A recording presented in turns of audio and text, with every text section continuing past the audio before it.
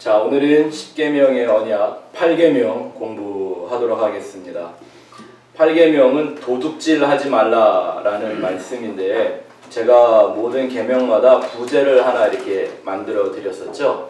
지난주에 우리가 간음하지 말라 배웠는데, 간음하지 말라의 부제는 뭐였다 그랬죠? 언약을 상징하는 부제. 그건 오직 예수에게만 속한 거룩한 신부가 되라. 순결과 거룩을 말씀하는 그런 내용이 7계명 간음하지 말라에 있었는데요. 오늘은 제가 아직 부제를 못 정했어요. 어떤 부제를 달아야 가장 이 계명, 이 언약을 드높일 수 있는 그런 부제가 될까? 많은 부제들 중에 아직도 선택을 못해서 고민하고 있는데, 오늘 강의가 끝나면서는 딱 결정이 되리라고 생각이 나서 오늘 공란으로 놔뒀습니다. 자, 지난주에 공부한 우리 간음하지 말라 반드시 기억해야 되는 한 문장을 제가 여러분도 이렇게 써드렸는데, 한번 같이 읽어보죠. 시작. 간음하지 말라는 계명은 오직 예수에게만 속한 신부의 거룩과 순결에 대한 계약이다. 혼인은 계약인 동시에 언약이다. 창조주와 피조물의 혼인, 그것이 구원의 완성이다. 그 거룩하고 영원한 연합은 오직 말씀으로만 가능하다. 말이 없으면 약속도 없다. 그 말씀을 진리라 부른다. 아멘. 이제 이런 말들은 설명이 필요 없죠? 그냥 다 아시겠죠? 할렐루야. 네. 아멘. 잘 한번 생각해 보시기 바랍니다. 창조주와 피조물의 결혼. 네. 결혼이 아니면 그건 뭐 파혼 내지는 이혼이잖아요. 창조주와 피조물의 결혼이 구원이고, 그렇지 않은 것이 지옥과 멸망인 것을 성경이 우리에게 잘 가르쳐주고 있죠. 그 예수를 벗어난 모든 것과 짝하는 것, 그게 바로 영적 간음의 죄입니다. 우리는 하나님과만 짝이 되도록 만들어진 존재입니다. 그래서 모든 생명체들 중에 인생만이 하나님의 형상을 닮아 만들어진 겁니다. 왜? 하나님과 짝이 되기 위해서. 하나님이 온전히 담기는 존재가 되기 위해서. 그런데 우리 인간이 스스로 다른 것과 짝을 하는 것, 이게 바로 간음이죠. 하나님의 말씀만 듣게 되어 있던 사람들이 어느 날 뱀으로 가장하고 온 마귀의 소리를 듣고 마귀의 말과 짝을 하는 순간, 그게 바로 인생의 전적 타락이 되고 만 거죠. 간음입니다. 기억하시겠습니까? 하지만 하나님은 그 약속을 회복하시기를 원하십니다. 그래서 예수 그리스도를 보내셨고, 그리스도 안에 있으면 누구나 다시 창조주와 짝이 될 수 있는, 혼인할 수 있는 새 피조물 되게 하시는 거죠. 그것이 하나님의 약속이고, 그 약속의 말씀을 우리는 진리라고 부르는 겁니다. 그래서 우리 모든 성도들은 영적으로 예수 그리스도라는 남편과 짝이 되어 살아가는 아내여야 합니다. 맞습니까? 예수라는 신랑의 하나 되는 신부여야 합니다. 근데 요즘 많은 사람들이 하나님이나 혹은 예수님을 부를 때 남편으로 생각하나요? 아니면 기둥서방 정도로 생각하나요? 기둥서방도 아닌 것 같아요. 그 정도도 아니고요. 구원자입니까? 스폰서입니까? 이게 다 영적 간음의 문제입니다. 이 영적 간음의 상태를 망각하고 살아가는 죄인들을 하나님은 어떻게 보신다고 말씀하셨냐면, 저들이 창녀의 낯을 가졌다. 그들의 얼굴이 꼭 창녀와 다를 바가 없다라고 하신 말씀을 지난주에 잘 생각해 봤죠. 무엇을 회개해야 되는지도 모르고 또 그 영원한 진리를 향한 지속적인 회개도 없는 그런 영적 타락의 상태를 하나님은 창녀로 보신다라는 얘기입니다. 사실은 인간은 태어나는 순간부터 사실은 우리는 하나님이라는 남편, 예수라는 신랑을 알기 전까진 그 온전한 진리를 깨닫고 신뢰하기 전까지는 다 창녀로 사는 거죠, 그러면. 그러네요. 속상하지만 인정할 수밖에 없죠. 교회에 등록하고 출입하면 그 다음부터는 거룩한 신부가 됩니까? 교회에 명부 올리면 거룩한 신부의 후보가 되는 겁니까? 그렇지 않죠. 예수 그리스도라는 그 어린 양 되신 신랑을 신부로서 온전히 신뢰하고 알아갈 때 그때로서 우리는 창녀의 옷을 벗고 신부의 옷을 입게 되는 거죠. 탕자의 비유도 그런 얘기죠. 성경의 모든 얘기가 이렇게 되어 있습니다. 어두움의 옷을 벗기고 빛으로 옷 입히시는, 그죠? 마귀의 탈을 쓴 우리 인생의 그 더러운 옷을 벗기고 그리스도로 새 옷을 입히는, 다 그 얘기죠. 세상의 옷 벗기고 하늘의 세마 보입혀서 신부로 만드는, 이게 우리 하나님의 구원의 작정입니다. 하지만 그런 것도 모르고 그냥 그저 하나님을 내 인생의 스폰서 정도나 필요할 때 도와주는 헬퍼 정도나, 진정한 사랑도 없으면서 필요한 것만 요구하고 얻어받는 기둥서방 정도로 생각을 한다면 그 자체가 영적 간음이란 말입니다. 그러니까 나는 하나님 믿어, 나도 예수 믿어, 무슨 소리야? 라는 사람들 중에 여전히 창녀의 영혼의 상태를 갖고 하나님 앞에 서 있는 사람들이 많을 수 있다는 얘기죠. 이 독사의 자식들도 여호와 하나님의 이름을 부르며 제사를 지낼 수 있었다면 그 정도도 충분히 가능한 얘기 아니겠습니까? 너 처음부터 너무 무겁게 갔나?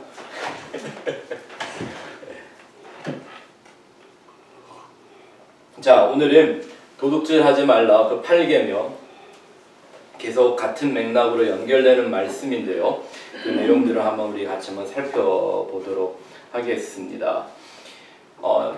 이 10가지 계명 중에 6계명부터 8계명까지 공통점이 있습니다. 6계명은 살인하지 말라, 또 7계명은 간음하지 말라, 8계명은 도둑질하지 말라라고 하는데 이 세 가지의 공통점이 있죠. 뭐예요?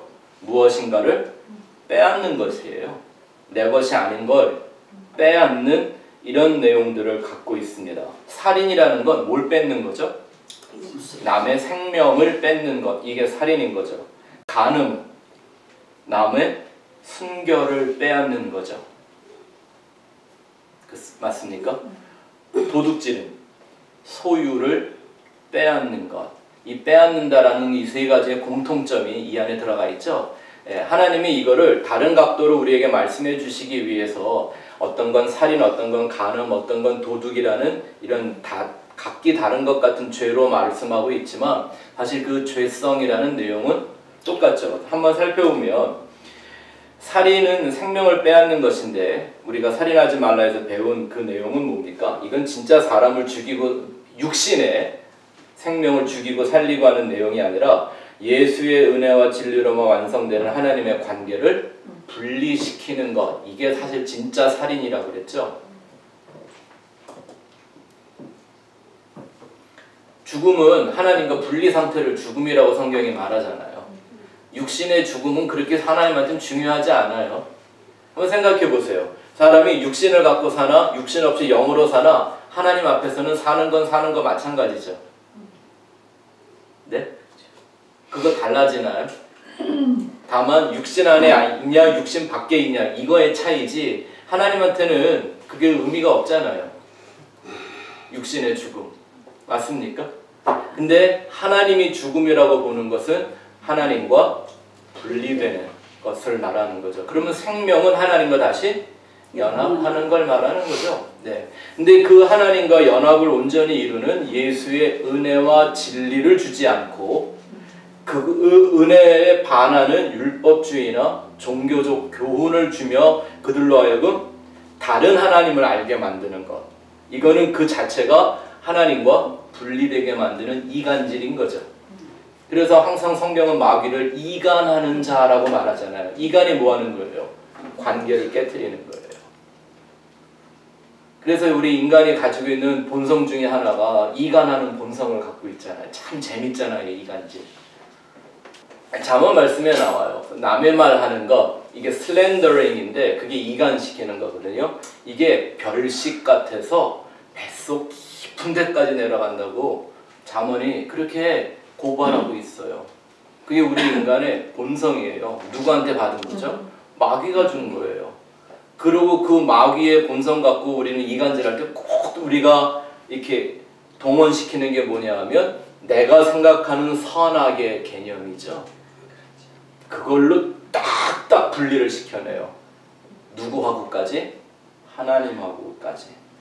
그 자체가 살인하는 행위고 그렇게 하는 것이 아들 보내신 하나님이 아버지가 보낸 그 아들을 2번 죽이는 것이 된다라는 거죠. 그러니까 모든 인생은 다 어떤 죄에 빠져 있는 거예요? 독생자 예수 죽인 죄에서부터 시작하는 거예요.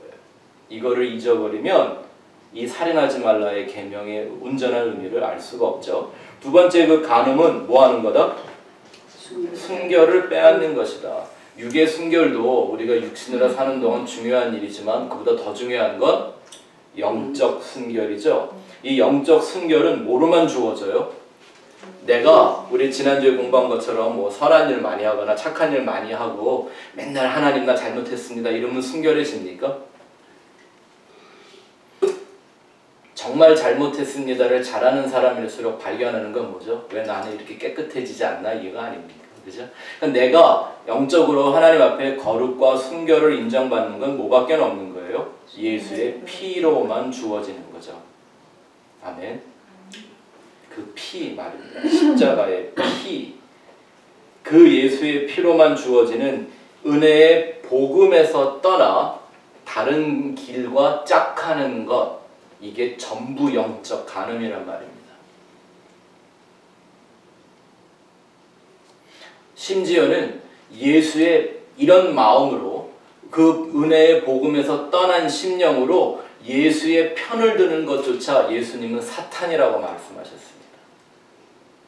그게 예수님이 베드로를 이 사탄아 내 뒤로 물러서라 너는 나를 넘어지게 하는 자로다 라는 말씀 속에 계시되어 있는 아주 두려운 경고이지 않습니까?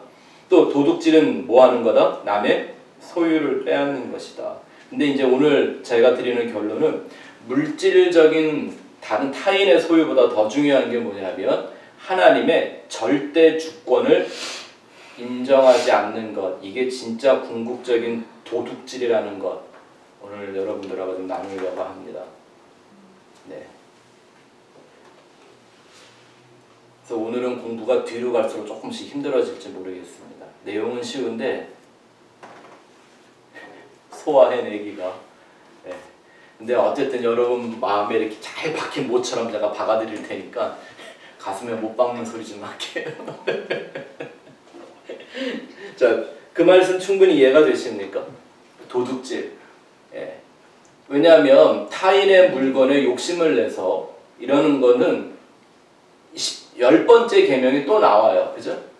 남의 이웃의 물건이나 아내나 이런 거를 탐하지, 하다못해 그 집의 노예들까지라도 탐하지 말라고 이렇게 나와 있어요. 탐하지 말라는 게 이렇게 뭐 그냥 마음으로만 원하지 말라 이런 얘기가 아니죠. 그냥 탐하다 보면 꼭 뭐 하게 돼 있어요? 이렇게 뭐 가져가게 돼 있어요. 제가 옛날에 재밌는 게 뭐냐면 성도님들이 제 그 사무실에 이렇게 들어오면 제가 책이 한 2,000권 조금 넘는 책이 있었는데요. 이렇게 책 하나 이렇게 슬쩍 뽑아가면 내가 모를 줄 아나 봐요. 사람들이 와서 제 사무실에 가서 뭐 먹고 놀고 대화하고 그렇게 하다 보면 책이 몇 권씩 안 보여.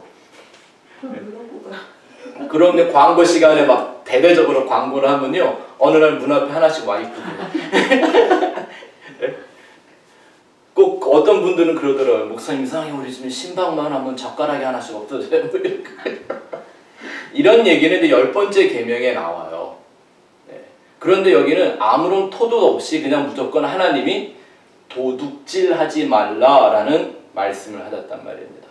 근데 하나님이 도둑질하지 말라라는 건 살인하지 말라는 것도 누구에 대한 계명? 하나님에 대한 계명. 궁극적으로 간음하지 말라는 것도 결국 누구를 위해 간음하지 말라? 하나님을 위해. 그럼 도둑질도 역시 그 도둑질의 대상은 누구를 말하는 걸까요? 하나님이죠. 근데 우리가 하나님의 것을 뭔 줄 알아 도둑질을 하겠어요? 그죠?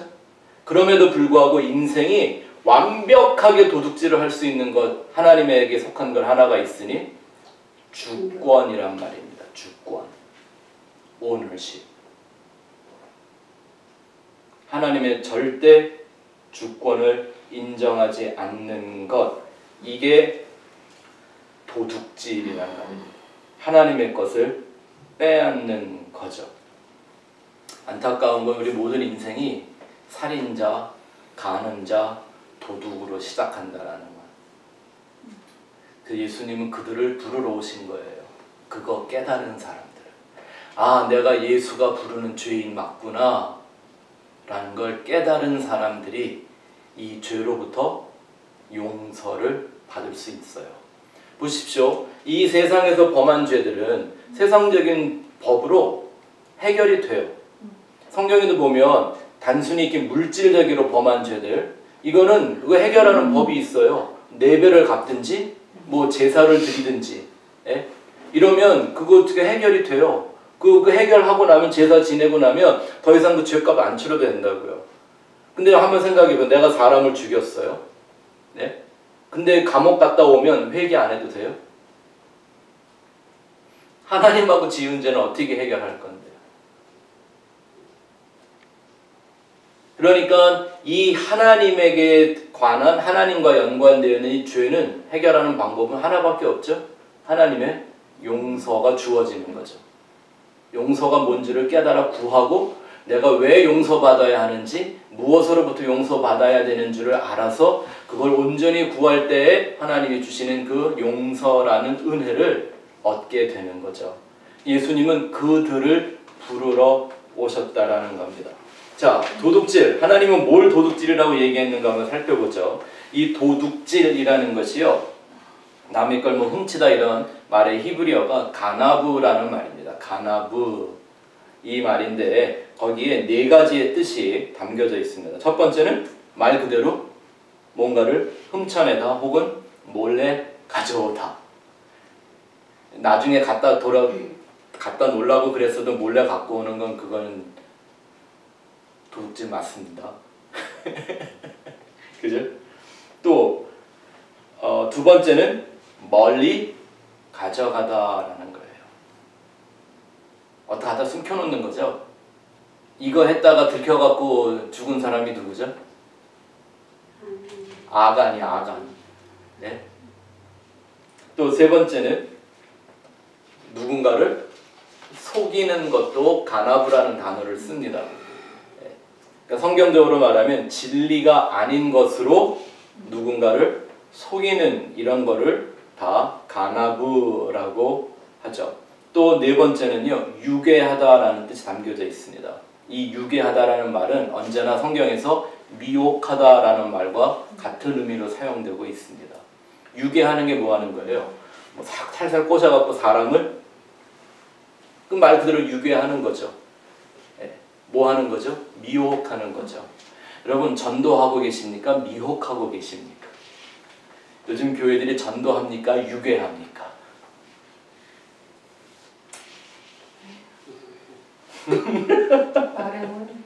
말해 뭐예요? 여러분 다 잘 아시는 것처럼 요한복음에 예수님이 자기 자신을 선한 목자라고 말씀 기억납니까? 도둑이 오는 것은 뭐예요? 도둑질하고 죽이고 멸망시키는 것이요, 내가 온 것은 양으로 생명을 주고 더 풍성히 얻게 하려니라. 재밌는 게 세상에서는 도둑의 반대말은 뭐죠? 뭐 경찰 뭐 이런 거겠죠?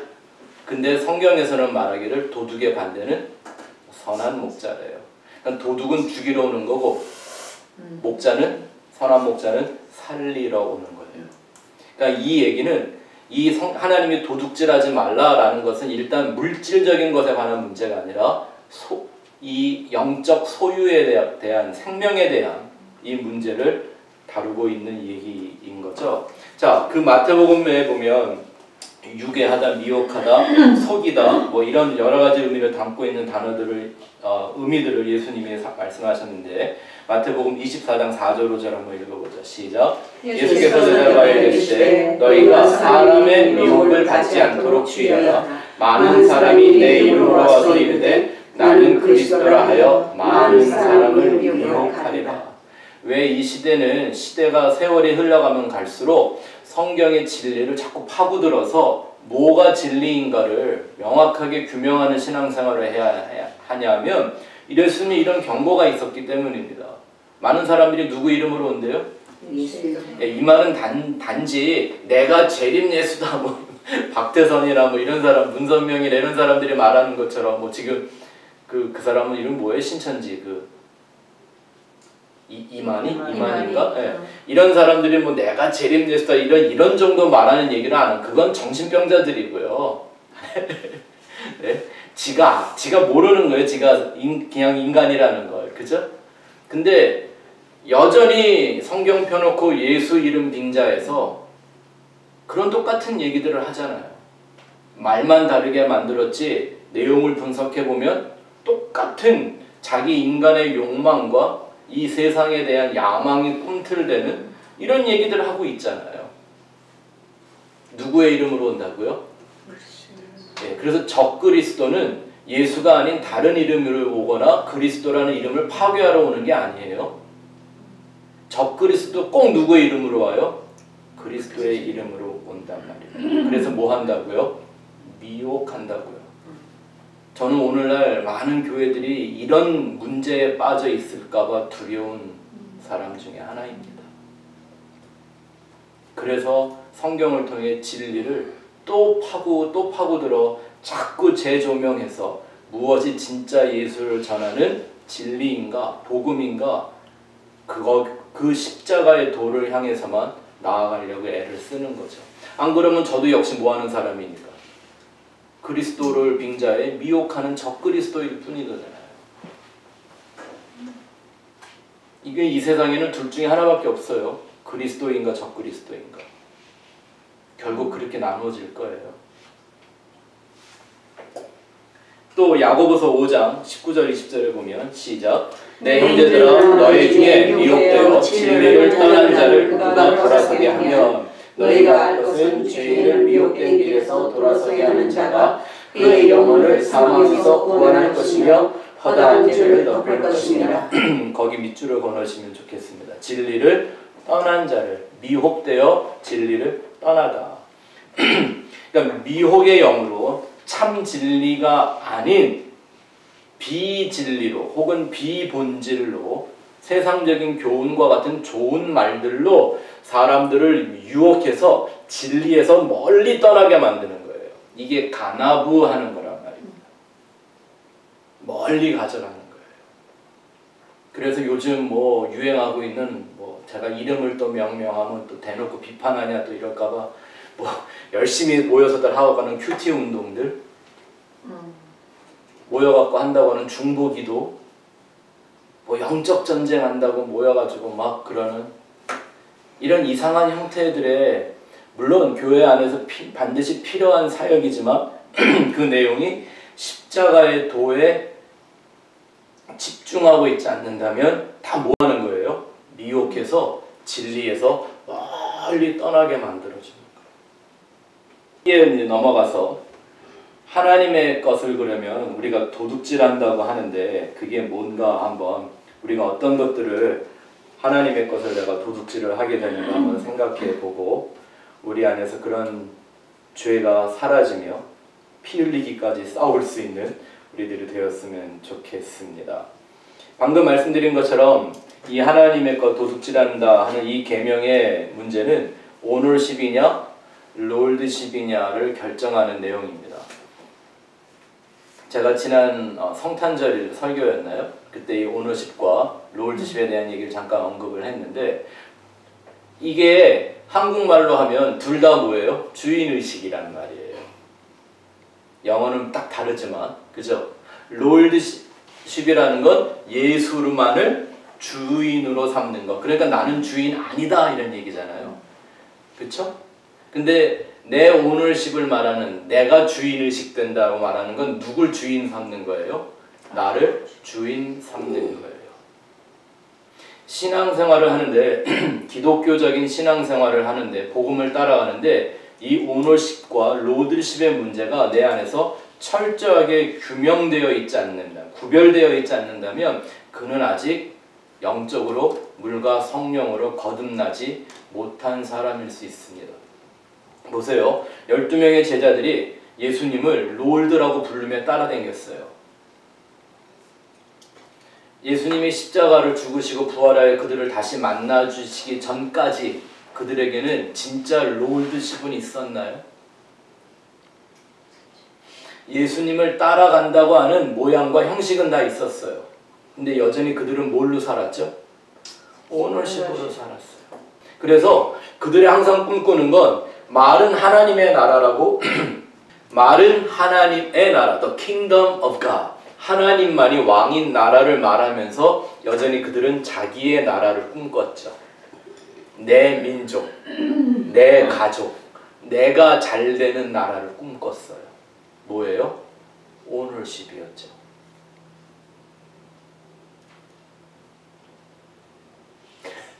우리가 이 문제를 잘 생각하셔야 돼요. 내 삶 속에 철저하게 롤드십이 세워져 있지 않는다면 나는 여전히 하나님의 것을 도둑질하며 살고 있는 죄인에 불과할 수가 있어요. 그 잔맥가드 목사님의 신학적 교리 중에 하나 큰 공헌하는 게 바로 이 롤드십 살베이션이라는 거를 신학계에 던져놓으신 거죠. 이 주인의식이, 롤드십이 확실해지지 않으면 구원은 가짜다라는 얘기를 하셨죠. 이걸 분명히 우리가 구별할 수 있어야 되는데, 그러기 위해서 우리가 반드시 먼저 쉽게 하나 알아야 되는 건 이 모든 만물의 주인이 누구다? 하나님이다라는 거. 그 절대적 하나님의 주권을 진짜 여러분들은 인정하십니까? 진짜 인정하십니까? 그런데 말입니다. 그것이 알고 싶다를 한번 해봅시다. 자, 첫 번째 1번 한번 보시기 바랍니다. 제가 생각할 때 좀 순서적으로 한번 이렇게 만들어 보려고 애를 써봤는데 뭐 꼭 그렇지 않을 수도 있으니까 이해하시고, 1번은 하나님의 것을 도둑질하는 건 믿음의 주에 온전케 하시는 예수를 부인하는 것부터 시작하려고 합니다. 자, 이 믿음의 주에 온전케 하시는 이라고 되어 있지만 이걸 조금 더 분명하게 해석을 하면 이런 거죠. 믿음을 주시는 이요, 또 그 믿음을 완전하게 하시는 이. 이게 다 이건 누가 하는 일이에요? 믿음의 역사는 예수가 한다고 하는 거예요. 내가 뭐 할 수 있나요?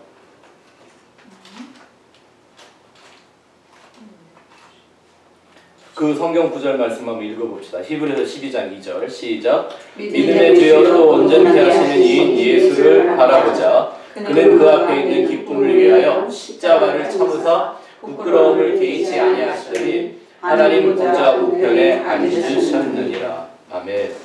여러분 잘 보십시오. 구원을 위하여 믿음이 가장 중요한 거라면 맞습니까? 구원은 뭐로만 받으니까? 믿음으로만. 그렇죠? 그렇다면 그 믿음의 주권자가 누구인지, 첫 번째 밑줄에 믿음의 주권자가 누구인지, 두 번째는 믿음의 주체가 누구인지, 세 번째는 그 믿음의 주인이 누구인 줄 알아야 될 거 아닙니까? 믿음은 누가 주세요? 하나님이 준대요. 누구의 믿음을? 하나님의 믿음을 우리에게 선물로 줘요. 그러면 선물로 하나님의 것을 내게 준다라는 말은 내 힘으로는 개발이 가능하다? 아니다. 오늘날 기독교가 왜 이렇게 복잡해졌는지 아십니까? 자력 믿음을 강조하기 때문에 그래요. 누구나 자기 믿음을 인정하고 이 믿음은 내 거니까 누구도 부정 못하게 하는 거예요. 뭐 이러지 네가 뭔데 내 믿음을 판단해? 이러면서 자기 믿음대로 행하는 거예요. 그래서 성경이 그랬잖아요. 하나님이 내 믿음대로 될 거다. 뭘 믿든지 믿는 대로 된다. 이 말은 축복이 아니에요. 이 말은 저주에 대한 경고예요. 암만 열심히 믿었어도 잘못 믿었으면 잘못되는 거잖아요. 그죠? 여러분, 사기를 당하는 사람들이 믿지 않아서 사기를 당하는 사람들은 없어요. 믿는 도끼에 발등 찍히는 거지. 맞습니까? 그러니까 내게 구원을 향한, 구원을 위한 믿음을 누가 주셨어요? 하나님이 주셨어요. 그 믿음의 주권자가 누구예요? 예수 그리스도예요. 그 예수가 내게 주시고 그 예수가 그 믿음을 온전하게 해주신대요. 그러면 그 믿음의 주인 예수를 바라보며 나는 계속 어떤 사람으로 발각하게 될까요? 나는 믿음이 있는 사람, 없는 사람? 맞습니까? 우리가 이거를 통과해내지 못하면 진짜 예수만이 주는, 예수만 내 안에서 역사하는 그 믿음으로 나아갈 수가 없어요. 하나님의 그 거룩하고 완전한 믿음에 자꾸 나의 불완전한 내 혹은 종교성 믿음 혹은 하나님에 대한 그 감성, 나의 로맨스 섞인 이런 감정들을 어떡하든지 거기다가 막 집어넣어가지고 이걸 이상한 걸 만들어내려고 그래요. 그래서 진짜 하나님을 향한 경외하는 신앙이 아니라 자기 환상에 빠져있는 교인들이 오늘날 너무 많은 거 사실이잖아요.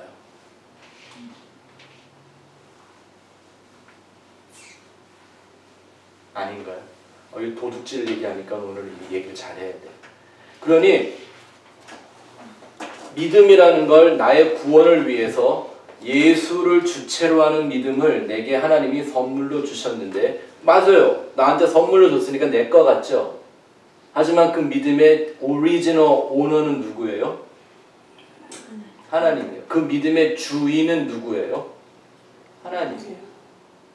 이런 거죠. 주인이 달란트를 맡기고 여행을 갔어요.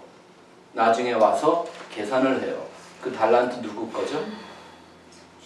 주인 거잖아요. 그래서 우리는 내 안에 있는 믿음이 오직 하나님에게만 속한 것인 것을 깨달아 그 예수 그리스도를 발견하고 알아가고 따라가는 것으로만 사용할 때 그 예수님이 완성하시는 믿음의 역사가 내 안에서 살아 움직이는 거죠. 그렇게 믿음은 자라게 되는 거고 그렇게 믿음은 완성되는 거죠.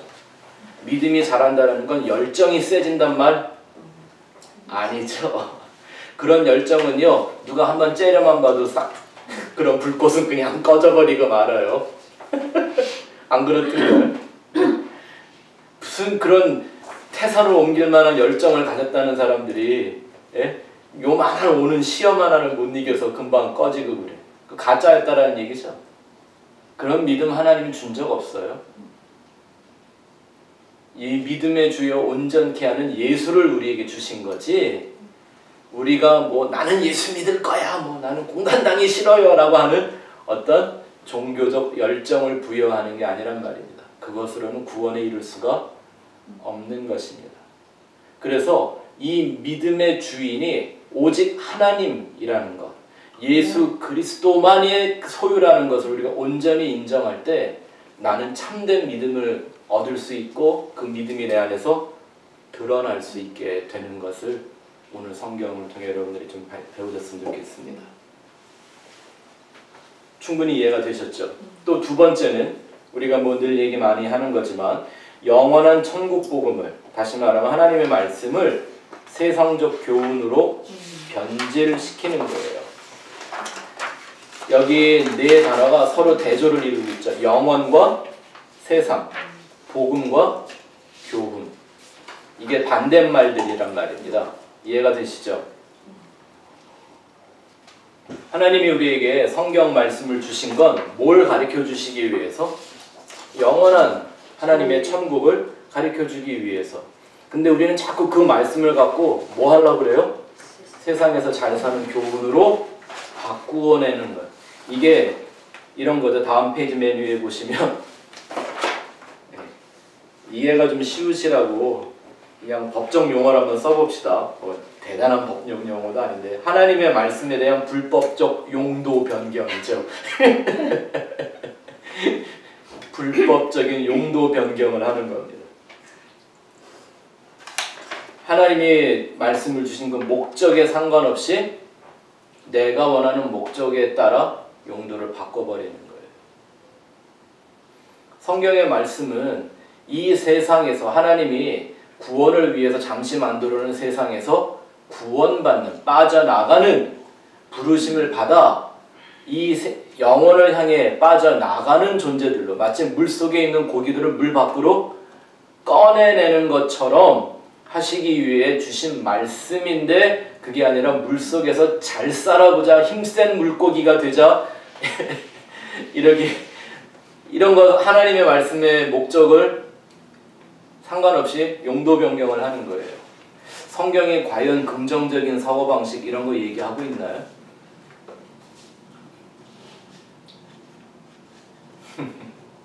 성경이 진짜 긍정의 힘 이런 거 얘기하고 있나요? 성경이 진짜 사람들이 그렇게 좋아하는 형통과 부흥이라는 얘기를 하고 있나요? 물론 그런 단어는 있어요. 하지만 뜻이 그 뜻이 아니죠. 부흥이라는 말은 뭐예요? 숨을 불어넣어 죽은 걸 다시 살리는 거예요. 숫자를 늘리는 게 아니라. 그게 하박국에 나와 있는 부흥, 단 한 번 써여져 있는 그 단어고요. 형통이라는 건 뭐라고 그랬죠? 형통. 형통은, 세상에서 말하는 형통은요, 그냥 뭐든지 하면 잘 되는, 대박나는, 이걸 형통이라고 말하지만 성경이 말하는 형통은 그게 아니에요. 하나님의 뜻이 무엇인가를 깨닫는 걸 형통이라고 그러는 말이에요. 이 율법책을 내 입에서 떼지 말고 좌우로 우러나 치우치지 말라 그러면 내 가는 길이 형통하리라, 이건 네가 갈 때마다 잘 된다, 이런 말이 아니에요. 그러면 아이성 전투에서도 지지 말았어야죠. 아간 하나가 범죄했다고 전쟁에 지면 그게 형통인가요? 그런 말 아니란 말입니다. 히브리어의 형통이라는 의미가 하나님의 뜻을 깨달아 안다, 이게 형통이에요. 근데 이런 것들을 다 세상의 필요에 맞게 내가 쓰기 좋게 용도를 변경시키는 거예요. 제가 얼마 있다가 이사를 나오면서 재밌는 얘기를 하나 들었어요. 이제 이사를 나가니까 그 나가기 전에 인스펙션 받아야 되잖아요. 그래갖고 무슨 인스펙션을 그렇게 뭘 대단하게 하나, 뭐 이게 뭐 얼바인 컴퍼니라고 뭐 되게 세게 하는가 보다. 그랬더니 3명의 인스펙터가 나와갖고 근데 얘기를 하는데, 야 뭘 보냐 그랬더니 재밌는 게 어떤 집에 가보면요, 담이 막 없던 담이 막 새어 있기도 하고요, 담이 없어지기도 하고 그랬대. 재밌는 일인 거죠. 아 진짜 그런 일들이 있대요. 이게 불법적인 용도 변경이죠. 하면 안 되는데, 가감하면 안 되는데 내 필요에 따라 그냥 내 맘대로 바꿔버리는 거예요. 성경 똑같죠. 성경은 분명히 하나님이 주신 목적이 있어요. 첫 번째는 하나님 자신을 계시하기 위함인 거죠. 하나님을 알 수 없는 인생들에게 하나님의 존재를 알려주시기 위한 계시고, 그뿐만 아니라 그 하나님의 창조 목적과 새하늘과 새 땅으로의 구원을, 그 길을 우리에게 제시해 주기 위하여 그 모든 약속과 언약과 진리를 담아 우리에게 주신 거잖아요. 그러니까 하나님의 목적은 언제나 영원한 천국을 향한 것이란 말입니다. 근데 우리는 자꾸 이 땅에 살고 있는 세상과 내 육신의 것으로 바꾸어내려고 하는 거예요. 이거 다 하나님의 말씀의 소유권을 도둑질하는 거 아닙니까? 또 두 번째 보시면, 영혼을 목적이 아닌 세상을 위한 교훈 정도로 가져다 쓰는 저작권 침해 아닙니까? 이 두 단어 기억하십시오. 용도 변경, 저작권 침해. 이제 저작권 문제가 있는 거예요. 하나님의 것을 마치 내 것이냐. 여러분 이거 참 위험합니다. 내가 하나님의 말씀을 받았대요. 그 하나님의 말씀이 내게 위로와 용기와 책망과 훈계를 줄 수는 있어요. 그게 내 건가요? 아니죠. 예를 들어 우리가 광화문에 갈 때마다 이순신 동상을 보면 너무 뿌듯해요. 자랑스러워요. 민족의 정기가 느껴져요. 막. 내 건가요? 그래서 그거 나 저거 너무 좋아 그리고 뜯어다가 내 집에 갖다 놓는.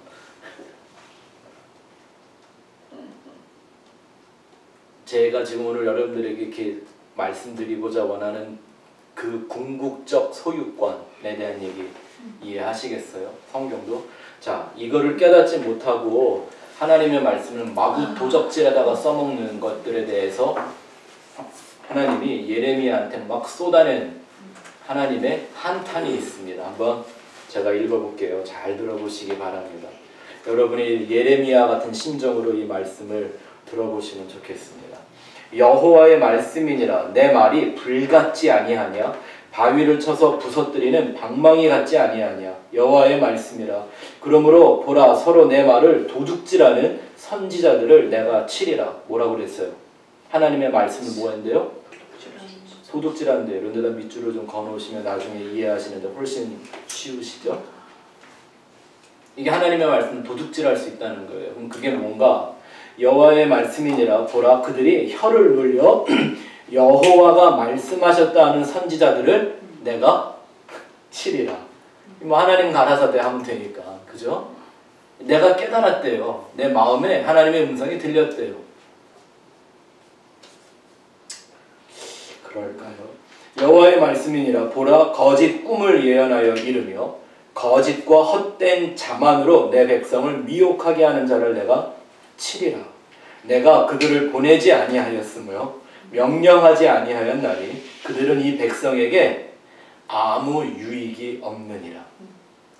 여호와의 말씀이니라 이 백성이나 선지자나 제사장이 내게 물어 이르기를 여호와의 엄중한 말씀이 무엇인가 묻거든 너는 그들에게 대답하기를 엄중한 말씀이 무엇이냐 묻느냐 여호와의 말씀에 내가 너희를 버리리라 하셨고.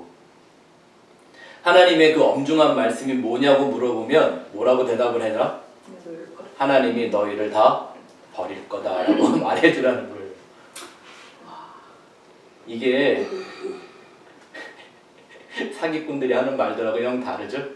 자, 그 다음에 보면 또 여호와의 엄중한 말씀이라 하는 선지자들에게 제사장에게나 백성에게는 내가 그 사람과 그 집안을 벌하리라 하셨다 하고 뭐하는 사람? 여호와의 말씀을 도둑질하는 사람들. 너희는 서로 이웃과 형제에게 묻기를 여호와께서 무엇이라 응답하셨으며 여호와께서 무엇이라 말씀하셨냐 하고 다시는 여호와의 엄중한 말씀이라 말하지 말라. 니네들이 그렇게 하려거든 그걸 하나님의 말씀이라고도 말하면 안 된다라는 얘기인 거예요. 왜? 하나님의 말씀 아닌 걸 하나님의 말씀으로 한다거나 하나님의 말씀을 마치 자기의 말인 것처럼 떠들어대는 것, 이걸 다 경고하시는 거죠. 다시는 여호와의 엄중한 말씀이라 말하지 마라. 각 사람의 말이 자기에게 중벌이 되리니 이는 너희가 살아계신 하나님 만군의 여호와 우리 하나님의 말씀을 망령되이 사용함이니라 하고. 우리가 이 망령되다라는 말에 대해서 공부했었죠. 망령이라는 게 뭐예요? 의미 없이 헛되게 세상의 정욕을 위해 이런 게 망령되다라는 거예요.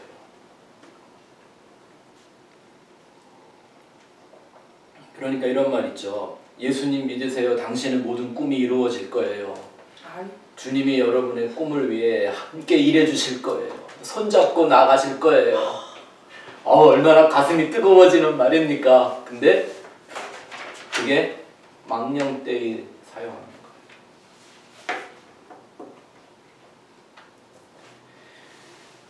이해가 되셨죠? 자, 3번 또 가서 볼까요? 세 번째, 우리가 하나님의 말씀을 도둑질한다는 건 어떤 것이 있을까? 구원의 본질을 변진시켜 영혼을 유린하는 것입니다. 이것도 참 심각한 도둑질이죠. 영혼을 도둑질하는 거예요. 한 사람의 영생을 도둑질하는 거죠. 예레미야 7장 10절부터 11절 보니까 이런 말씀들 여러분 마음에 잘 담아주셔야 합니다. 시작. 내 이름으로 일컬음을 받는 이 집에 들어와서 내 앞에 서서 말하기를 우리가 구원을 얻었나 하느냐 이는 이 모든 가증한 일을 행하려 하느냐 내 이름을 일컬음을 받는 이 집이 너희 눈에는 도둑의 소굴로 보이느냐. 보라, 내가 그것을 보았느라 여호와의 말씀이니라. 자, 이게 지금 어떤 그림이냐면 사람들이 하나님의 성전에 들어와서 거기서 야 우리는 하나님의 이름으로 구원받았다라고 말한대요. 근데 하나님이 보시기에는 그게 진짜 구원을 받아서가 아니라 구원받았다고 치고 그 다음부터는 모든 가증한 일, 네? 하나님을 어떻게 이용해 먹으려고 하는 이런 가증한 일을 행하려고 자기의 구원을 주장한다는 얘기인 거죠. 이런 거죠. 하나님 당신이 우리를 선택했으니까 책임져. 네? 내 가족도 내 자식도 내 은행의 잔고도 당신이 책임져. 뭐 이런 거. 네? 하나님 내가 이렇게 큰 건물로 교회를 짓고 싶으니까 당신이 책임져. 뭐 이런 거. 왜? 난 구원받았으니까. 난 당신의 자녀니까. 이러고 스스로 얘기한다는 거예요. 근데 하나님이 그걸 지금 그들의 구원과 그들의 구원을 가증한 일이라고 하나님이 다 부정해버리시죠. 그렇게 하는 것 자체를 하나님 뭐라 그러신다? 도둑의 소굴로 만드는 거래요. 누구의 집을? 하나님의 집을. 지금 이 말씀이 그런 거잖아요. 다른 해석이 가능한가요? 교회 다니기로 작정하고 구원받겠다고 결정하고 천국 가겠다는 결심하면 그게 내 구원이 되는 걸까요? 그런 인간적인 결심, 인간적인 믿음 이런 거 말입니다. 종교적 믿음. 예, 불교도 믿음이 있잖아요. 그죠? 이슬람도 믿음이 있잖아요. 하다못해 점쟁이야 찾아가도 점쟁이를 믿어야 되잖아요. 예? 무슨 황금 개띠해 뭐 2월달은 무슨 복 받는 달이다. 이것도 믿어야 되는 거 아닙니까? 다 믿음이 있잖아요. 하나님도 그런 믿음을 믿음으로 인정하실까요? 그런 믿음으로 말하는 구원이 구원일까요?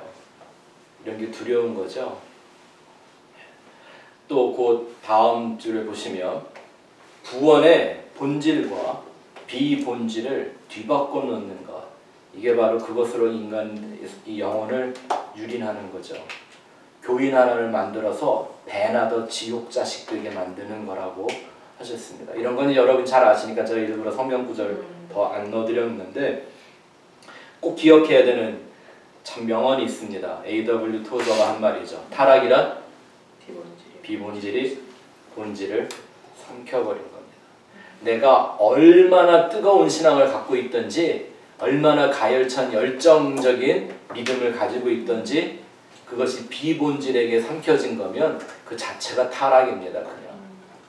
그게 살인하는 거고 그게 간음하는 거고 그게 도둑질하는 거예요. 보세요. 제사장들과 현재들이 하는 모든 수고를 그들이 했던 수고와 노력을 하나님은 그냥 도둑질, 강도질 이렇게 말씀하셨어요. 그래서 예수님이 십자가 달려 죽으셨을 때 양옆에 누가 있었죠? 두 강도, 두 도둑놈들이 있었어요. 우연일까요?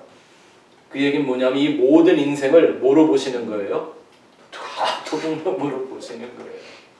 하나님의 것 도둑질하는 거예요. 자, 조금 더 이제 구체적으로 들어가겠습니다. 4번. 영광과 찬송은 누구의 것입니까? 이게 중요한 질문입니다. 다스는 누구 겁니까?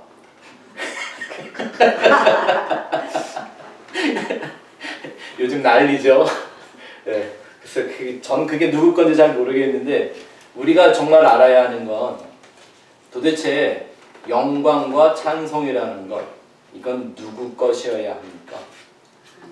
칭찬과 명성 누구 겁니까?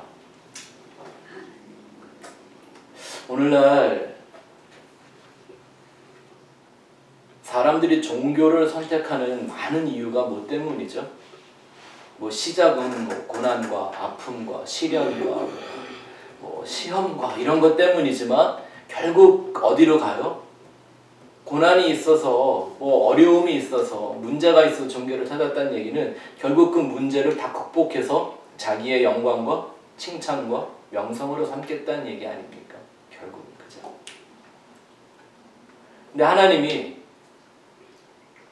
그 영광과 찬송을 누구 거라고 얘기하는가 한번 봅시다. 에베소서 1장 11절부터 12절 시작. 모든 일을 그의 뜻의 결정대로 일하시는 이의 계획을 따라 우리가 예정을 입어 그 안에서 기업이 되었으니 이는 우리가 그리스도 안에서 전부터 바라던 그의 영광의 찬송이 되려 하시리라. 자, 이 말씀을 잘 이해해야 되네요. 예.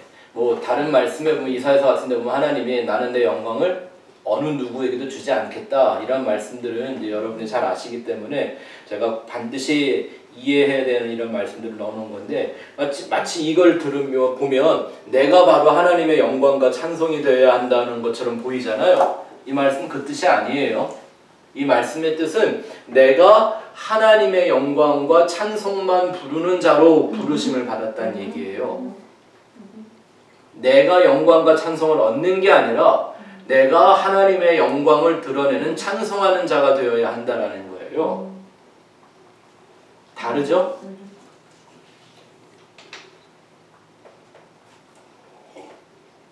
그렇다면 또 이것도 한번 본질적으로 우리가 한번 생각해 봅시다. 야, 저 사람은 또 오해의 소지가 있는데 이해하고 들으시면 좋겠습니다.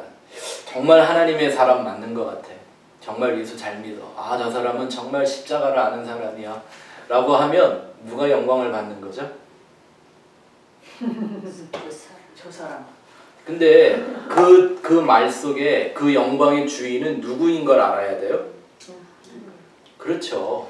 내가 그 영광의 주체, 믿음의 주체가 아니라 하나님이 그 영광의 주체라는 것을 봐야죠. 사도 바울이 나는 십자가에 매달린 그리스도만 자랑하기로 작정했다라고 하는 이 심령이 있어야 돼요. 내가 아무리 십자가의 도를 깊이 깨달았다 하고 그 진리를 다 말해주는 하나님의 깊은 것을 통달하는 영적인 능력을 가졌다 하더라도 역시 그건 누구의 영광인 거예요? 그 십자가 주신 아버지 하나님의 영광인 거지 그게 내 영광이 될까요? 내 칭찬이 될 수 있을까요? 그러니까 이런 얘기를 조심하셔야 돼요. 당신이 세상에서 사람들에게 칭찬을 받으면 그 칭찬이 하나님께 영광이 됩니다. 맞아요?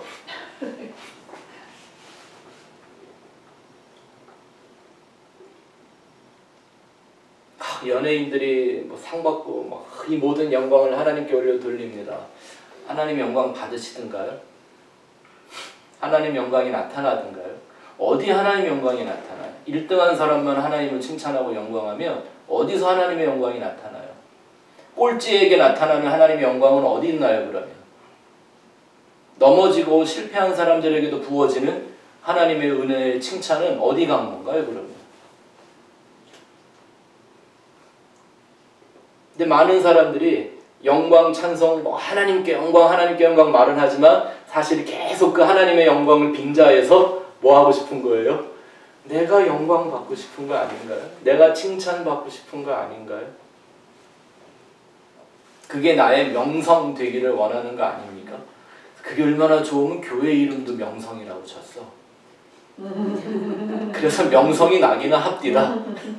어떻게 명성이 나는가 문제인 거지만 제가 장로교 목사가 아니라서 이런 말을 마음대로 할 수 있습니다. 자, 이 얘기를 확실하게 여러분들에게 그림처럼 보여주는 장면이 성경에 나옵니다. 예수님이 마귀에게 시험받던 장면의 세 번째 시험 얘기죠. 마태복음 4장 8절 10절 읽어봅시다. 시작. 마귀가 또 그를 데리고 지극히 높은 산으로 가서 천하만국과 그 영광을 보여 이르되 만일 내게 엎드려 경배하면 이 모든 것을 내게 주리라. 이에 예수께서 말씀하시되 사탄아 물러가라. 기록되었으되 주 너의 하나님께 경배하고 다만 그를 섬기라 하니라. 아멘. 제가 지난 주일날 설교 말씀드릴 때는 이 구절을 갖고 마귀가 원했던 건 정말 예수님이 뭐 허리를 조아리고 이런 걸 원하는 게 아니라 어떤 그림을 만들고 싶었다? 진리가 비진리에게 머리를 숙이는 거예요. 맞죠? 생명이 사망에게 굴복하는 거예요. 뭘 위해서? 세상의 영광 위해서. 그때 예수님은 뭐라고 하죠? 네. 이 말씀의 즉슨 뭐만 인정한 거예요? 웃기지 마. 이 무슨 세상의 영광? 이거 하나님 거지 네 거 아니야 이러고 말씀하신 거죠. 근데 오늘날엔 세상에서 영광받게 해준다 그러면 사단이 아니라 별거 앞에 다 머리를 숙이는 거죠. 그게 뭐 번영신학, 형통신학, 긍정의 힘, 기복주의 다 이런 거잖아요. 어쨌든 내 문제가 해결되고 내가 세상에서 먹고 사는데 편해질 수만 있다면 뭐한테도 절할 수 있는 게 오늘날 사람들 아니에요. 그러니까 성경에 있는 개념들을 막 끄집어다가 써요. 백일기도, 뭐 금식기도, 작정기도 다 갖다 써먹기는 해요. 그거 다 뭐하는 행위일 수 있어요? 잘못하면 세상의 영광 얻자고 마귀에게 절하는 꼴이 될 수 있단 말이에요. 왜? 뭘 모르기 때문에? 그게 내 영광 되는 줄로 착각하고 있기 때문에. 다섯 번째, 만물의 주인을 부정하는 것. 이제 결과적인 얘기인 거죠. 이 세상 모든 만물이 다 누구 거예요? 하나님 거 아닌 거 하나나 있습니까?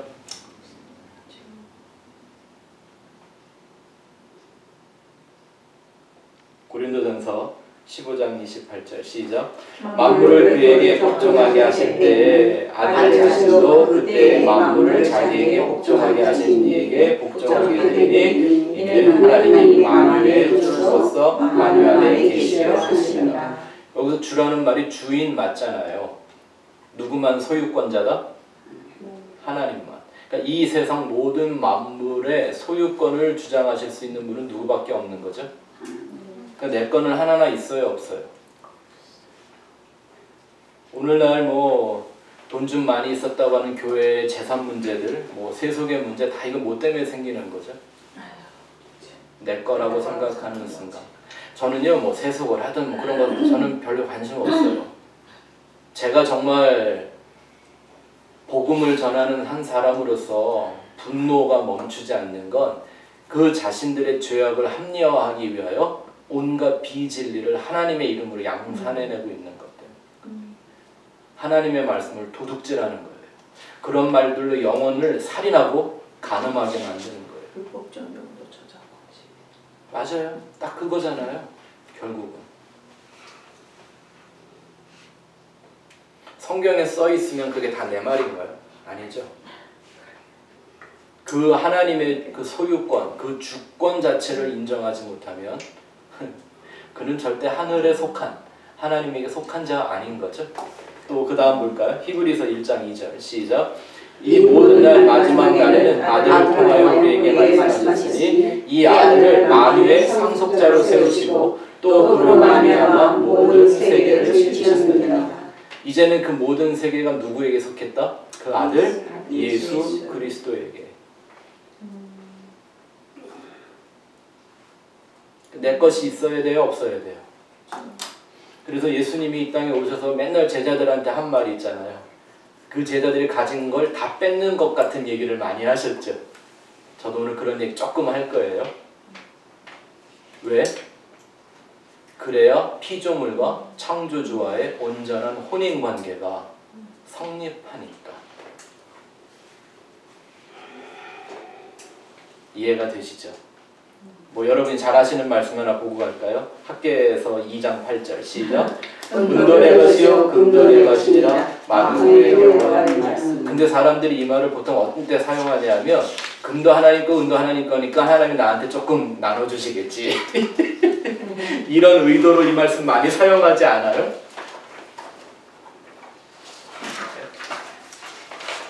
그런 거 아니죠. 하나님의 절대 주권을 강조하는 그런 말씀들이죠. 자, 이제 마지막 페이지에 가서 조금 더 실제적인 얘기를 한번 해보죠. 하나님의 것을 도둑질하는 것. 6번. 나에 대한 소유권을 주장하는 거죠. 다스는 누구 겁니까? 질문보다 그건 뭐 우리 구원과 아무 상관도 없어요. 근데 우리 영적 구원에 상관하는 정말 중요한 질문은 나는 누구의 것인가 라는 거죠.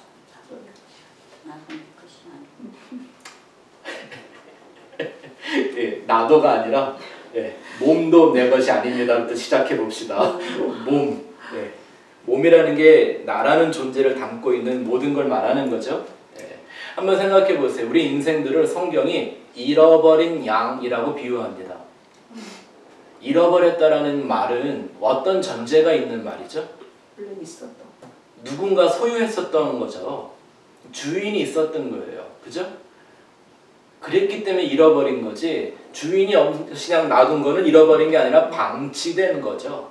혹은 버린 것이든. 그죠? 근데 잃어버렸다, 예수님이 내가 잃어버린 양을 찾으러 왔다라고 말한 거는 원래 주인이 있는데 그 주인에게 돌려주기 위해 왔다라는 거죠. 근데 그 양이 그냥 이런 진짜 양이 아니라 문제는 뭐예요? 이게 사람이라는 게 문제잖아요.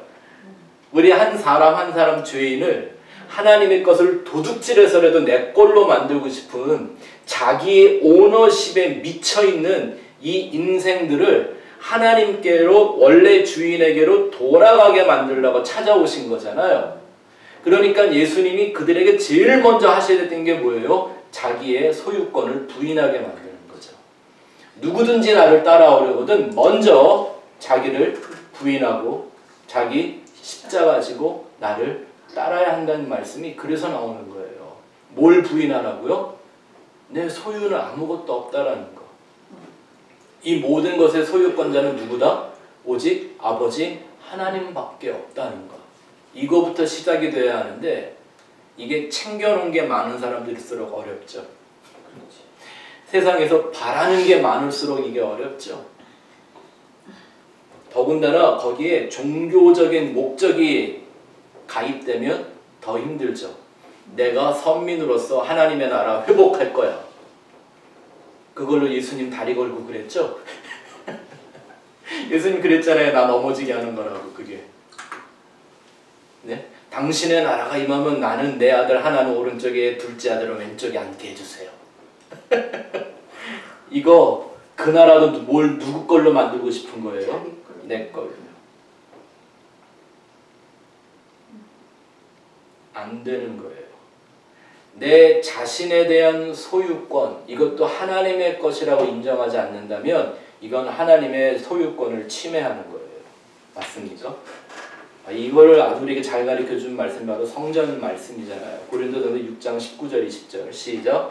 너희 몸은 너희가 하나님께로부터 받은 바 너희 가운데 계신 성령의 전인 줄을 알지 못하느냐? 너희는 너희 자신의 것이 아니라 값으로 산 것이 되었으니 그런즉 너희 몸으로 하나님께 영광을 돌려라. 딱 써있네요. 너희는 너희 자신의 것이 아니라.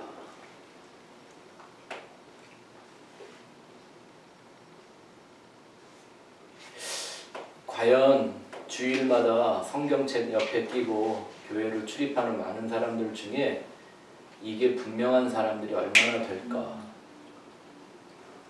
난 내 것이 아니다 라는 이 심령 말입니다. 정말 예배를 한번 드리고 찬송을 한번 부르고 기도를 한마디 하고 성경을 한 구절 들여다볼 때 정말 이러한 심정으로 하나님을 구하는 이들이 얼마나 될까? 성경은 그들을 성전이라고 부르는 겁니다. 뭘로 사셨대요?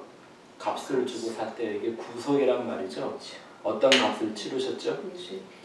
예수라는 아들의 값을 치르신 거죠. 그러니까 우리 몸에 하나님께 영광을 돌려. 자, 이번 주일날도 제가 이런 설교 좀 할 텐데 우리 몸에 몸으로 하나님께 영광을 돌리라는 게 도대체 뭐예요? 몸으로 어떻게 하면 하나님의 영광이 나타나죠? 하나밖에 없죠.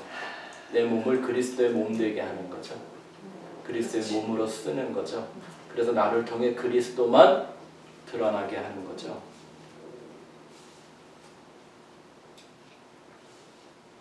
내가 죽어야 되는 거죠. 아멘. 내가 날마다 죽어야 내 안에서 날마다 부활하시는 예수님이 나타날 거 아닙니까? 내가 나를 계속 부인해야 나를 살게 하시는 예수만 드러나게 될 거 아닙니까? 나의 불의함을 자랑해야 예수의 의로움만 높아질 거 아닙니까? 나의 악함이 폭로돼야 예수님의 선하심이 증명되지 않겠습니까? 율법을 하나도 완전하게 지킬 수 없는 나의 불완전함이 인정돼야 그들에게 부으시는 하나님의 영원한 은혜와 사랑이 빛을 드러내지 않겠습니까? 두 번째는 가족도 내 것이 아닙니다.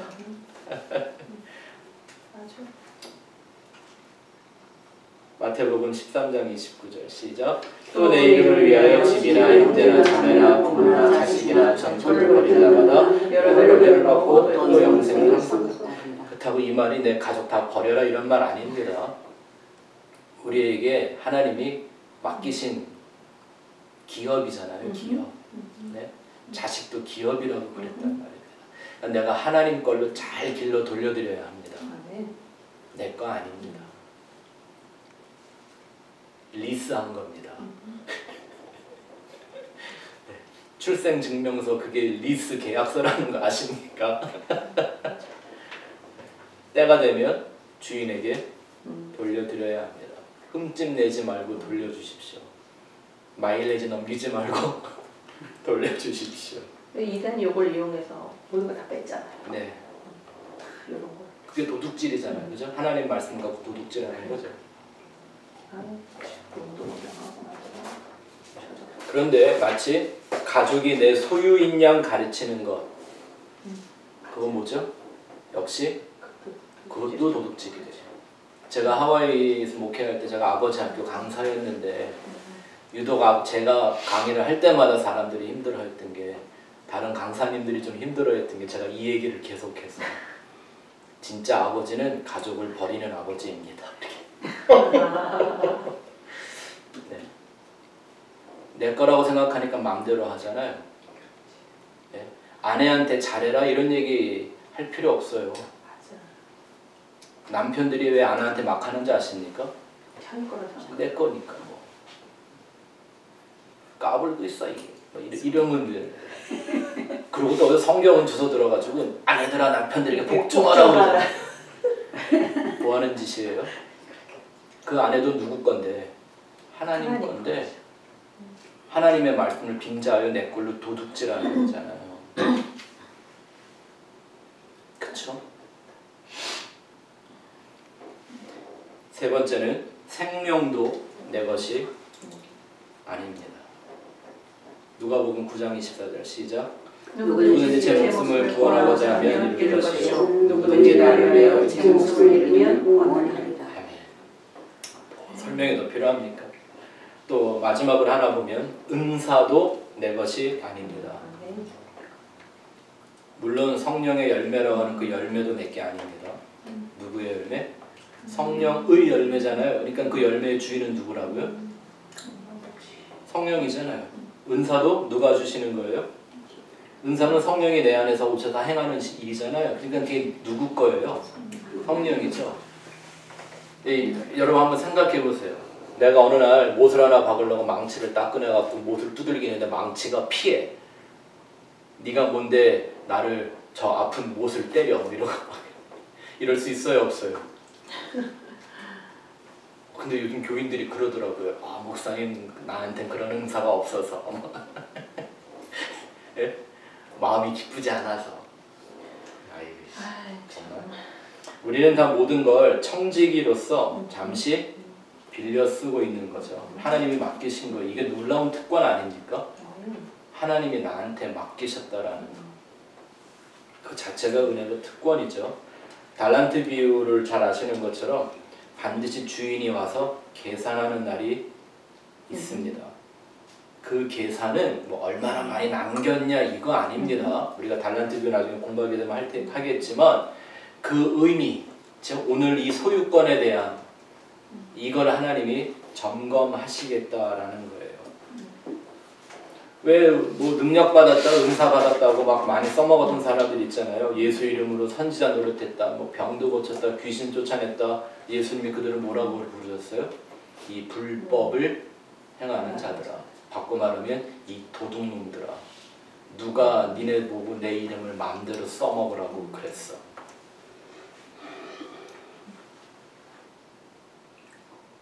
근데 요즘은 병이 낫기만 하면, 귀신이 나간다고 그러기만 하면 설교 잘한다고만 하면 예수 이름이고 뭐고 그냥 마음대로 갖다 써먹죠. 우리는 그 불법의 한계를 잘 알고 있어야 합니다. 자, 마지막 도둑질. 그러면 이제 우리가 늘 한 번쯤 생각해 봐야 되는 11조에 대한 얘기 좀 해보죠. 이 11조에 대한 의미를 왜곡하는 것도 역시 하나님의 것 도둑질하는 거예요. 왜냐하면 하나님이 대놓고 말씀하셨어요. 니네가 우리 내 거 도둑질했다. 뭐냐고 물어보니까 11조다 이러고 얘기하셨어요. 하나님의 11조 추적에 대해서 한번 잠깐 보고 마치죠. 말라기 3장 8절부터 10절 봅시다. 시작. 사람이 어찌 하나님의 것을 도둑질하겠느냐. 그러나 너희는 나의 것을 도둑질하기도 원하기를 우리가 어떻게 주의 것을 도둑질하였나이까 하는도다. 이는 곧 11조와 공문물이라. 너희 곧 온 나라가 나의 것을 도둑질하였으므로 너희가 저주를 받느니라. 만군의 여호와가 이르노라. 너희의 온전한 11조를 창고에 들여 나의 집에 양식이 있게 하고 그것으로 나를 시험하여 내가 하늘문을 열고 너희에게 복을 쌓을 곳이 없도록 붙지 아니하노라. 아멘. 자, 어쩌면 오늘 이 말씀 한 구절을 또 분명히 이해하기 위해서 앞에 모든 걸 공부했다고 볼 수가 있는데 거기다가 여러분들이 한번 좀 밑줄을 그어놓으시기 바랍니다. 두 번째 줄에 11조와 봉헌물이라는 말과 밑에서 두 번째 온전한 11조 그리고 그 온전한 11조를 뭐라고 그러냐면 집에 양식 이렇게 얘기를 하고 있어요.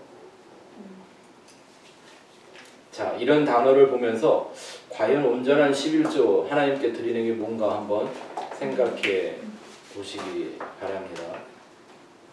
11조를 그냥 우리는 10% 이렇게 생각을 하는 경향이 많죠.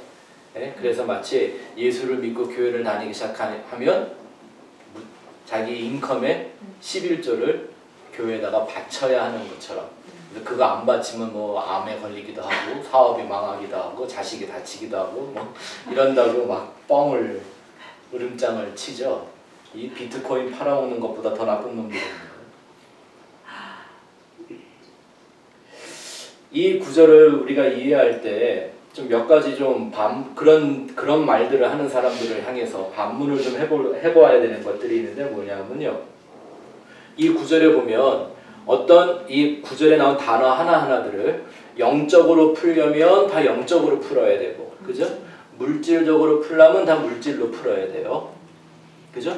상징적으로 풀려면 상징으로, 비유적으로, 은유적으로 풀어야 되고, 실제적으로 풀려면 전부 실제적으로 풀어야지. 이렇게 연결되어 있는 말씀을 한 문장에 있는 걸 어느 단어는 필요에 따라 영적으로 풀고 어느 단어는 물질적으로 풀고 이러면 안 되겠죠. 자, 한번 보시면 여기 보면요. 하나님이 11조 바치면 뭐 한대요? 하늘 문을 연대요. 하늘 문 본 적 있으세요? 하늘 문이 어디 있나요? 그리고 또 뭐 여기 보니까 복을 쌓을 곳이 없도록 붙는다 이러셨는데 쌓을 곳이 없도록 쏟아지는 복을 본 적 있으세요, 여러분? 역사상에 그런 거 본 적 있으세요? 이런 건 다 영적인 의미잖아요. 네? 여기도 보니까 뭐 하나님이 나의 집에 뭐가 있게 하라? 양식이 있게 하라. 그러면 하나님의 집을 쌀집 만들어야 되나요? 이게 지금 그런 거예요. 그러니까 어떤 거는 영적으로 막 해석을 하면서 어떤 건 11조는 돈이라는 숫자로 딱 해석을 해버려잖아. 이게 일관성 있는 성경 해석인 거예요. 우리 전사님 신학교에서 성경 해석학 같은 거 배우셨을 텐데 그러면 안 되는 거죠. 그죠? 일관성 있는 해석을 해야 되잖아요.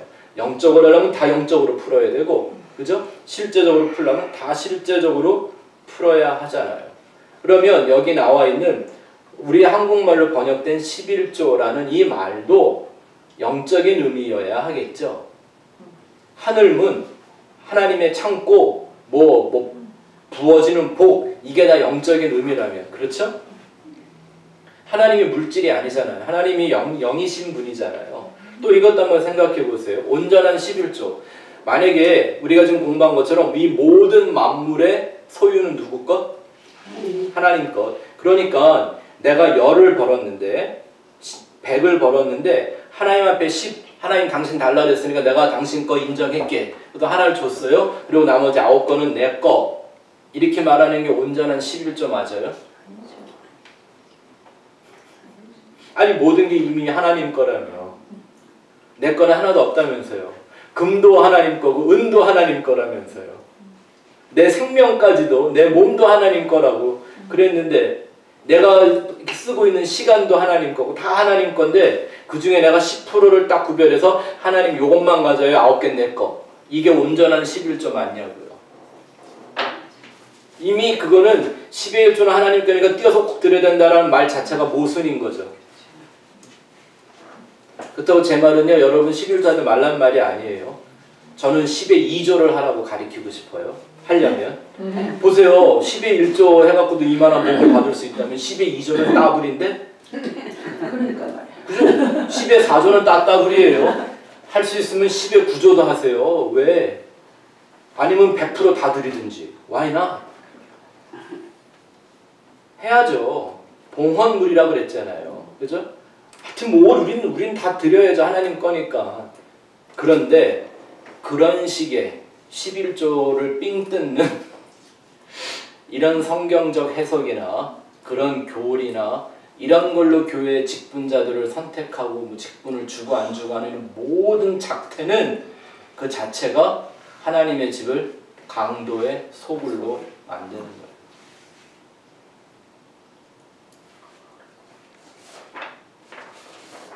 그러면 진짜 11조는 무엇인가? 우리는 그 11조의 근원부터 한번 생각해 봐야죠. 11조 누가 제일 먼저 해서 이런 문제가 생겼죠? 믿음의 조상이라고 하는 그 할아버지 때문에 영감탱이라고 그럴 뻔했어. 전쟁하고 오다가 보니까 자기가 318명 농부 데리고 군대를 이겼거든요. 얼마나 신기해. 근데 막 너 어떻게 이겼지? 그러고 막 오는 과정 중에 어떤 누구를 만나요? 정말 신비한 살렘 왕, 평화의 왕 멜기세덱을 만나요. 그때 아는 거죠. 아, 내 힘으로 이긴 게 아니라 저 왕이 나를 이기게 해주셨구나라는 걸 깨닫는 거예요. 그러니 근데 그것도 고마운데 그 멜기세덱이 자기를 환영하면서 뭘 더 주세요? 떡과 포도주를. 이거 어디서 많이 보던 그림 맞죠? 요한복음 13장에 나오는 예수님의 성찬의 모습이죠. 내 살과 피. 그 멜기세덱은 누구였던 거죠? 예수를 만나는 거예요. 그죠? 그러니까 아브라함이 그 은혜가 너무 감사해서 자기가 노획한 물건에 10의 1을 드렸는데 그 10의 1이 딱 정확하게 펼쳐놓고 10%를 딱 잘라드린 걸까요? 아니면 그 자기가 가진 모든 것들을 대표하는 하나를 드렸다는 얘기일까요? 가장 귀한 거. 그러니까 그 10의 1이 가치로 따지면 10의 9보다도 중요하고 가치 있고 귀한 것이었던 거죠, 사실은. 그러니까 이걸 숫자적으로 10%라고 말하는 건 의미가 있어요, 없어요? 없어요. 뭐가 의미가 있어야 하냐면 열을 대표하는 하나라 해야 돼요. 우리가 지금 배우는 이 10계명 몇 개의 계명이라고요? 10개의 계명이에요. 근데 이 계명을 다 완성하신 분은 하나밖에 없죠. 누구예요? 예수 그리스도란 말입니다. 그러니까 우리가 진짜 하나님께 드려야 될 11조는 뭘 드리는 거예요? 예수 드리는 거예요.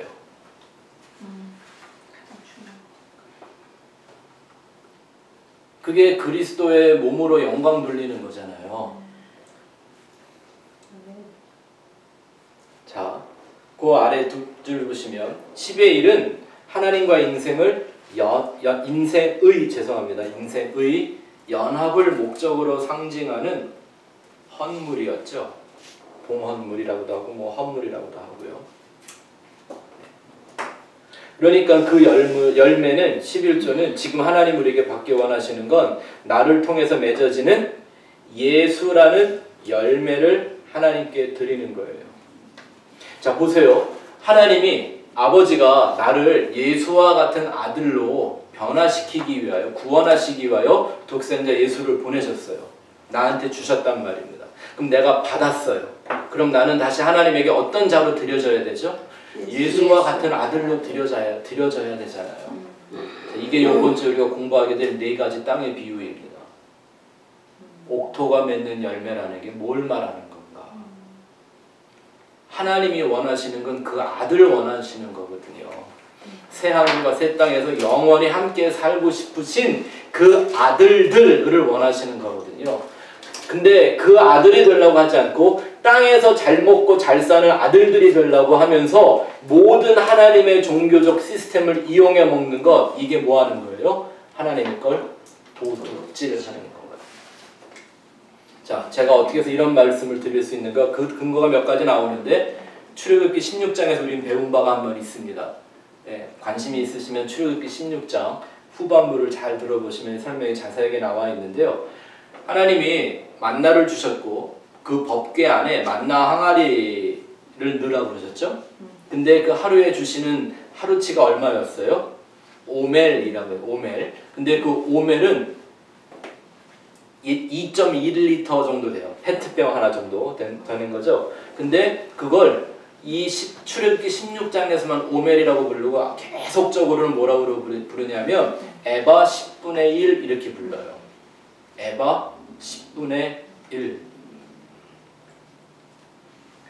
근데 그 에바 10분의 1은 왜 주어진 거냐면 레위기에 보시면 나와 있습니다. 제가 읽어볼게요. 만일 그의 손이 산비둘기 2마리나 쥐비둘기 2마리에도 미치지 못하면 이 말은 가난하면 이런 거예요. 그의 범죄로 말미암아 고운 가루 10분의 1 에바를 예물로 가져다가 무엇으로? 속죄 제물로 드리되 거기다 밑줄을 그어놓으세요. 이는 속죄제인즉 그 위에 기름을 붓지 말며 유황을 넣지 말며 그것을 제사장에게로 가져갈 것이요 제사장은 그것을 기념물로 한 움큼을 가져다가 제단 위 여호와의 화제물 위에서 불사를 지니 이는 속죄제라. 뭐 답이 나왔네요. 우리 인생을 위한 유일한 속죄 제물은 뭐밖에 없어요? 어린 양이신 예수 그리스도잖아요. 근데 성경이 그 예수 그리스도라는 속죄 제물을 뭐라고 불러요? 에바 10분의 1. 그건 한 호멜의 만나였습니다. 하늘로서 내려오는 양식. 맞죠? 그러니까 말라기 말씀에 하나님 말씀하시기로 너는 내 집에 먹을 양식이 풍성하게 만들어라. 가득 채워라. 그 양식은 어떤 양식? 예수 그리스도라는 하늘의 양식. 에바 10분의 1로 10의 1로 오신 한 오멜이신 예수를 예표하는 거예요. 그러니까 오늘날 우리가 하나님께 진짜 드려야 될 11조는 예수를 드리는 거예요. 그래서 요한계시록에 보면 교회들 보고 예수를 낳으라고 말하는 거예요. 예수를 해산하는 교회에 대한 얘기가 요한계시록에 나옵니다. 그렇게 예수를 아버지에게 돌려드리는 거예요. 누굴 통해? 나를 통해. 그게 천국